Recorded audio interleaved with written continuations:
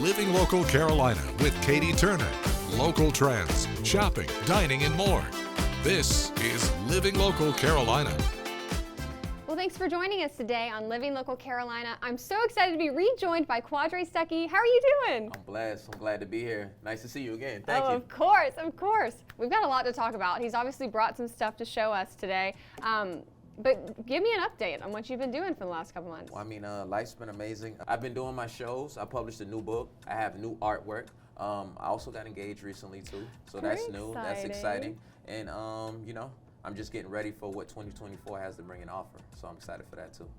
And one thing I know about you is you do a ton of research. Yes. So that took a lot to go into this book, huh? Yes, it is. So this is my new book right here, Gullah Paintings 3. So inside the actual book, it's an art educational book for children. In the book, I actually talk about the history of Gullah. I also talk about, the seafood culture, where we do a lot of shrimping, a lot of red rice, a lot of okra. I talk about a lot of the superstitions, like the bottle trees, the boo-hag, the haint blues. And I talk about the artwork, because a lot of people love my artwork. So I talk about the artwork and then the spirituality and the connections we have to Barbados and our architecture. So this is a very good book to add to your collection if you don't have a book collection. This is a good piece to start with a book collection. Mm-hmm. So for people who may not know who you are, yes, the very few people out there, yes, talk to me about your art, how you got into art, and where you draw inspiration from. So my art is based upon my culture, Gullah Geechee culture. And what Gullah Geechee culture is pretty much the enslaved Africans that were brought over from different parts of West Africa, the Ivory Coast and Gold Coast. They were isolated on sea islands like through the Carolinas and, like Myrtle Beach area where we're at now. Mm-hmm. And pretty much it's just us staying closest to our West African heritage. So that's why I draw a lot of my inspiration from when it comes to like my paintings. I like to use a lot of bright, bold, tropical colors because when you look at the work, I want you to feel excited. I want you to feel happy. I want you to feel good about yourself. And, I do a lot of paintings on women because women played a big role in my life. Like, my mother, my grandmother, and my aunts. So that's like where a lot of my inspiration comes from. Also just that everyday low country lifestyle, like being by the beach, fishing, shrimping, just enjoying the scenery with a loved one. So that's where it comes from. Okay. So when you were finding inspiration for your book, doing the research, was there anything that you've learned along the way that kind of shocked you or surprised you a bit? Yeah, so there was certain things that I didn't know about certain superstitions. So for example, like we have something called like the boo-hag that rides you at night when you're asleep and you can't move. So really scientifically it's called when you sit there and you can't move but you're awake. Yeah, sleep paralysis. It's happened to me before. But our name for it is boo-hag. So that's just kind of like the translation when it comes to our culture to scientifically, they're calling it sleep paralysis. So that was something, that kind of stuck out to me, showing how close those things kind of, combine and come together. I've been visited by that before. Ooh, it's pretty scary. It is. You're up, you can't move. It's like you're in a scary movie, a horror flick. Yeah. Yes. Okay, tell me about the bottle trees. I don't know the superstition behind that. So what you put blue bottle trees in your yard. The reason why is it sucks in the evil spirit. So let's say like if a hag tries to come and get you, instead of getting into the house, to put you in that paralysis, it'll actually go into the blue bottle tree and then it gets locked in there. And then when the sunlight comes out in the daytime, it'll actually burn up in the sun. And then sometimes, like, people say they hear superstition of, like, it whistling outside. That's really like the wind hitting the bottle at a certain angle, and it's sounding like the boo-hag was captured inside of it. Spooky. So tell me what you have going on in February and how people can learn a little bit more about that. February, I have our third annual Gullah Black History Month experience. It's going to be February 24th from 12 to 3 p.m. downtown Charleston, Pure Theater, Cannon Street. If you come out, what it's going to be is art, music, education. So it's a whole experience of Gullah culture, which will be fun. So pretty much, I'm going to give you everything. There will be sweetgrass baskets for sale. There'll be shea butter for sale by authentically Gullah Geechee culture artists. There'll be, authentic Gullah culture artwork by Mua, myself. And there'll be children's books and illustrations. And we'll also have some authentic special Gullah Geechee guests from the culture. Very cool. So, it's a lot of surprises.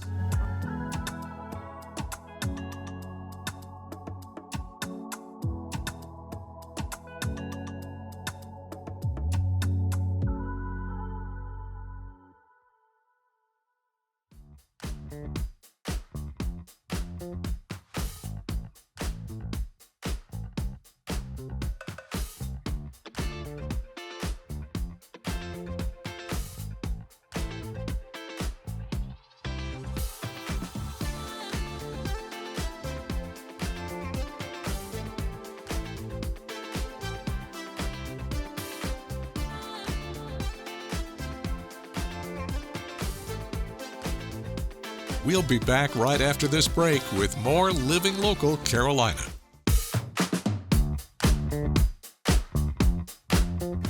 Well, today I am at Coastal Comics with the owner, Drew Johnson. How are you? Good. How are you doing today? I'm doing awesome. We got so much to talk about. I mean, let's get to the elephant in the room here. You're a comic guy. A little bit. You know, you might say that. I started collecting when I was about 8. Did it my whole life, and it's kind of spiraled into having my own store the last 10 years. And you have pretty much a little something for everyone. Yeah, we've got old stuff, new stuff, action figures, posters, little gaming, you name it, we probably got it. If not, I'll get it for you. I love that. So you actually brought some examples of some pretty rare comics that you have as well. Yeah, I thought I'd bring a few things to show that you don't walk into a store and see on a daily basis, so I thought that might be a treat for everyone.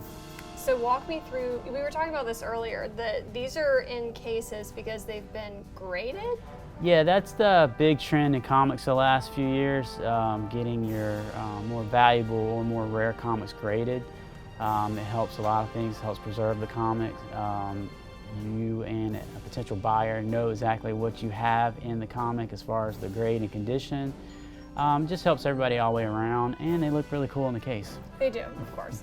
But what constitutes something being graded well? Is it the condition? Is it how old it is? It's all about condition. Most collectibles, whether it be toys, video games, a lot of those are now being graded as well.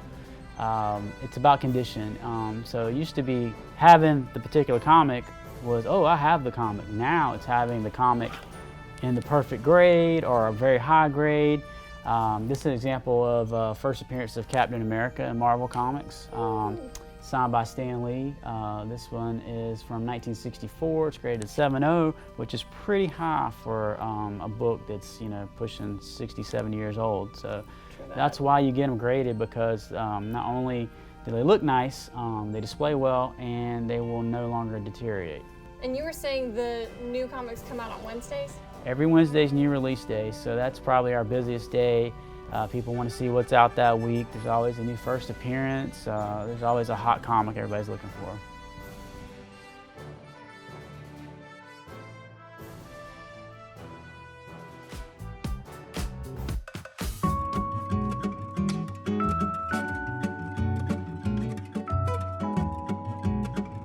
Well, welcome back to Living Local Carolina. If you're looking for something to do this holiday season and you love music, well, don't I have a treat for you today? I'm joined by Dedrick. How are you doing? I'm well. How are you? I'm doing great. I want to know a little bit more about the auditorium itself. You said it's a historic auditorium. Well, the building, built 1908, it was a part of the original Winyah High School in Georgetown. That high school burned, and subsequently, well, it was already in place, a plan to create Georgetown, which was a merger of Howard High School and Winyah.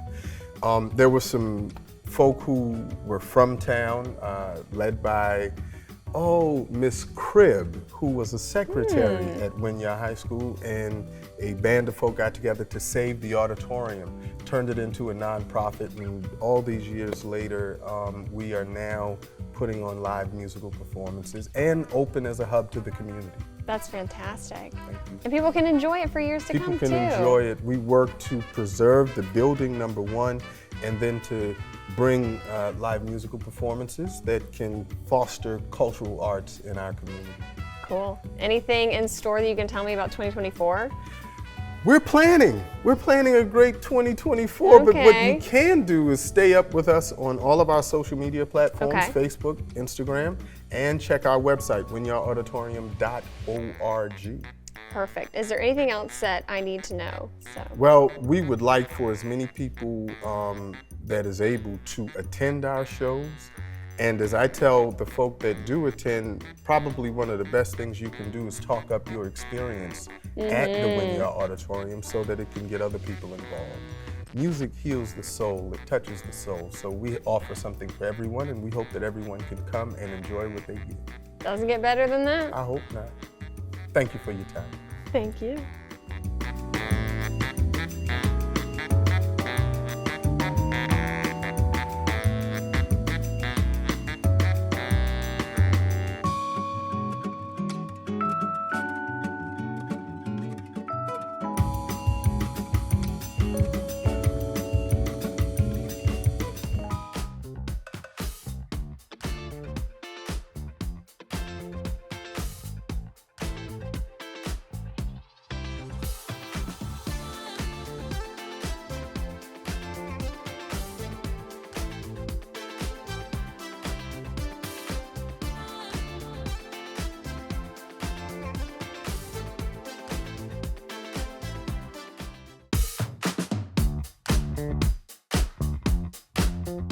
today I am in the kitchen with Kima from Club Caked. How are you doing? I'm actually really happy to be here. So. I'm so excited for this.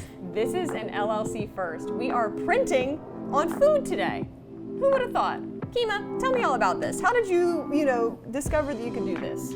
Well, before I was printing on food, I used to just print on paper and give it to people with the food. Yeah. And then I learned to do other edible images where you put the image on the food, and then I learned of the edible image printer. It prints directly on the food. And I'm like, it took some time, but now I feel like we started from the bottom, now we're here type of thing. I love it. Because it's actually really fun. It's fun to send people messages. It's fun to create different things, and it's really fun with food. Yeah. So there we go. And we have a lot of different mediums to test out here. Yes. Everything from cookies to fruit to tortillas as well. You could print on bread. I mean, really, if you wanted to be like bougie, you could print on pancakes and Pop-Tarts, things for your kids for breakfast. But you gotta make the pancakes and put it in here and print on it. So. Imagine on a Saturday morning, you're slaving away, just putting images on the pancakes. But yes, Hey, it's pretty maybe for a fun. birthday. All right, let's give it a roll. So and show what we're people how going this to works. do, we are going to print on, I have some different images that we would use throughout the year.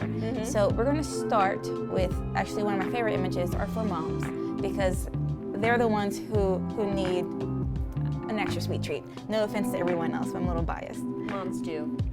So what I do is have images, whether I get them from Pinterest or the internet, or people send them to me. Sometimes people send me messages they have written themselves, and then I can print it on a cookie, similar to a tattoo.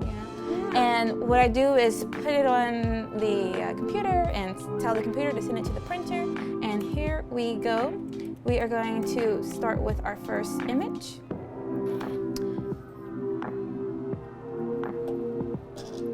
And what it's doing is centering the image and seeing what the cookie is. And really, my kids love to operate the machine. They want to put the cookies in there. It's like to me, it's like a transformer. It's putting something in there. Oh my gosh, I love it. And then it's when it's saying, Look at that. Supermom. Supermom. So really, again, these are Very just cute. fun things. But let's go on to our next image. And like I said, I printed a few for all year. And they are a little out of order of the dates, but we're gonna put our cookie in there and tell the printer to send this. So we were talking about this earlier, but this is a white chocolate base. Yes, so I print on chocolate. It's easier for people to do at home. Seriously, even though maybe we want to have an Eddie, we still have images that people can use, or we bring our Eddie to others. But it's for people who, and this is Crisp. It comes out way crisper than I anticipated, honestly. it's easier to use the Royal icing, which is still one of my all-time favorites because it has different properties. But it dries faster. And again, I'm a mom and I have small children, so sometimes we have to do things in a quick hurry. Yeah, you do. And chocolate is one of those things where it doesn't take a lot of manipulation. And it tastes great. Yeah. That really is sealing the deal there. So we are making different cookies for all year, and it doesn't have to be an occasion. It could seriously be just, I was just thinking about you, or get well, things that you want to send to people to let them know.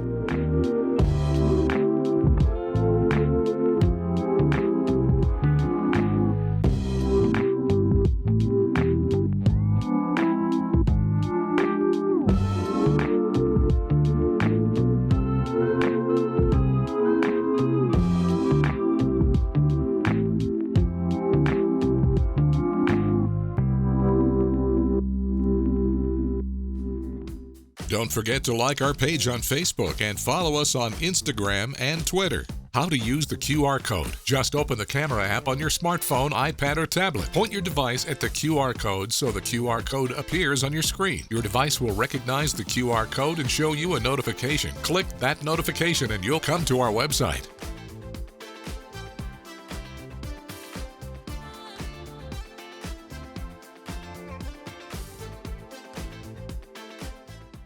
Living Local Carolina, weekday mornings at 9:30 on WBTW News 13.